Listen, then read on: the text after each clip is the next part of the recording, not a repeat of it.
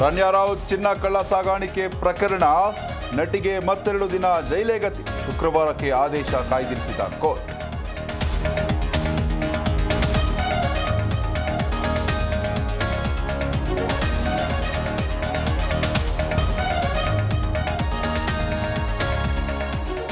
ಮುಂದಿನ 5 ವರ್ಷ ನಾನೇ ಸಿಎಂ, ಅಧಿಕಾರ ಹಂಚಿಕೆ ಕಿತ್ತಾಟಕ್ಕೆ ಸಿದ್ದು ತೆರೆ ಯತ್ನ.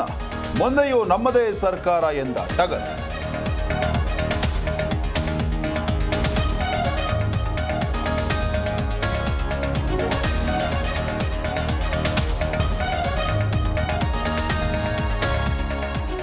ಹಂಪಿಯಲ್ಲಿ ಸಾಮೂಹಿಕ ಅತ್ಯಾಚಾರ ಕೇಸ್, ಚಿಕ್ಕಮಗಳೂರಿನಲ್ಲಿ ಖಾಕಿ ಪಡೆ ಹೈ ಅಲರ್ಟ್.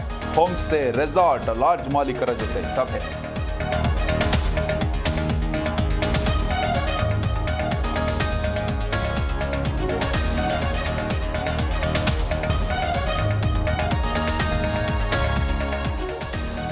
ಮಲೆ ಮಹದೇಶ್ವರ ಬೆಟ್ಟದಲ್ಲಿ ಅಕಾಲಿಕ ಮಳೆ, ಗುಡುಗು ಸಿಡಿಲಿನೊಂದಿಗೆ ಧರೆಗಿಳಿದ ವರುಣ. ದಿಢೀರ್ ಮಳೆಗೆ ಜನಜೀವನ ಅಸ್ತವ್ಯಸ್ತ.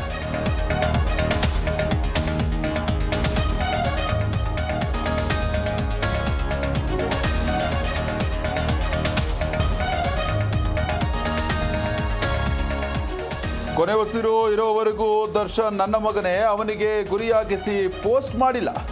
ಇನ್ಸ್ಟಾ ಪೋಸ್ಟ್ ಬಗ್ಗೆ ಸುಮಲತಾ ಸ್ಪಷ್ಟನೆ.